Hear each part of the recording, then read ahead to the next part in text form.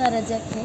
मेरी माँ 15 सितंबर को जेपी हॉस्पिटल में आई थी, जिनका नाम संतोष रजक था, जो भोपाल कोऑपरेटिव सेंट्रल बैंक में जॉब करती थी। मेरी माँ को सांस लेने में तकलीफ़ थी, तो डॉक्टरों ने उन्हें आईसीयू में भर्ती कर दिया।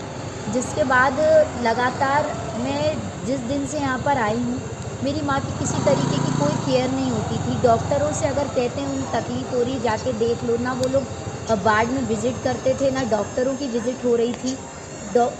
और इन लोगों ने कोरोना पॉजिटिव बताया, जो कि अभी तक ना तो मेरे हाथ में रिपोर्ट आई, ना इन लोगों ने हम लोगों को बताया कि वाकई में ये पॉजिटिव है या नहीं है। आज मेरी माँ की डेथ हो गई है। क्या नाम है? मेरी माँ की डेथ हो गई संतोष रजक, मेरी माता जी, जिनकी 43 साल की उम्र है। हम 4 भाई बहन हैं, 3 बहनें 1 भाई। मेरा भाई 16 साल की एज है उसकी। मैं आपको आज इन लोगों की स्थिति बताती हूँ। इस अस्पताल में 15 तारीख के बाद से कभी भी रात को ऑक्सीजन सप्लाई बंद हो जाती थी, जिससे मरीज चिल्लाते रहते थे। मैं यहाँ रात को मेरा भाई और मैं रुके हैं। जब हम लोग वार्ड में जाके देखते थे आवाज़ आ रही है, हम डॉक्टरों के पास जाते थे तो ये लोग स्विच ऑफ कर लेते थे। नर्सें सो जाती थी, नर्सों का, डॉक्टरों का कोई भी रिस्पॉन्स नहीं था। स्थिति ये होती थी कि दूसरे ब्लॉक से सिलेंडर हम लोग लेकर आ रहे हैं खचोड़ के। आज मेरी माँ की डेथ हो गई। इन लोगों ने जो एक प्रोटोकॉल होता है गवर्नमेंट का कि अगर पॉजिटिव केस है तो अस्पताल प्रबंधन बॉडी को पैक करके मर्चुरी ले जाता है स्ट्रेचर से खचोड़ के। मेरे चाचा और मेरे घर वाले स्ट्रेचर अकेले खचोड़ के उनके खुद ने कपड़े पहनाए और जाके मर्चुरी में रखवाया। जिम्मेदारी अस्पताल की थी।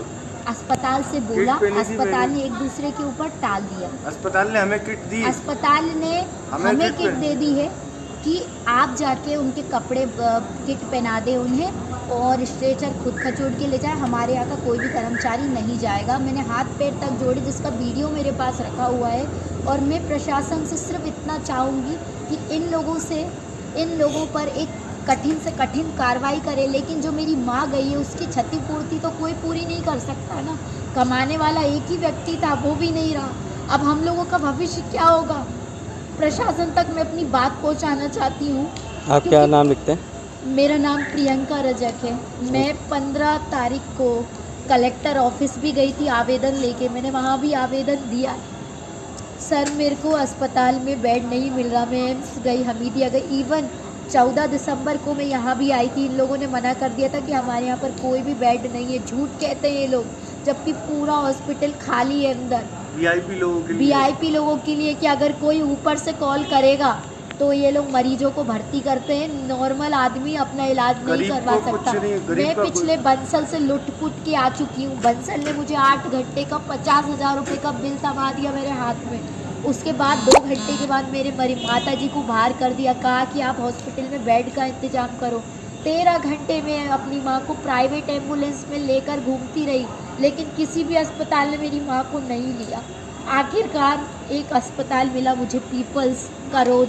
रात को 10 बजे के करीब मैंने अपनी माँ को वहाँ पर रखा। उसने भी 5 दिन का मुझसे एडवांस ले लिया कि पहले आप एडवांस दीजिए, उसके बाद ही मैं आपके मरीज को अंदर लूँगा।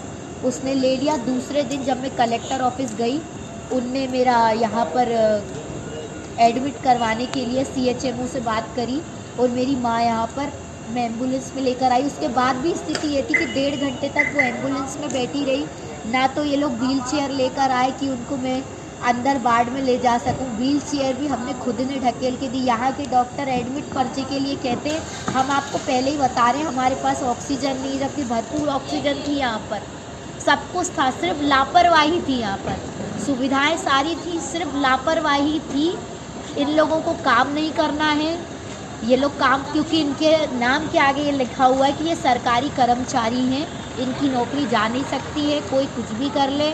इसलिए इस तरीके की अड़ियलपन के कारण आज मेरी माँ की जान चली गई।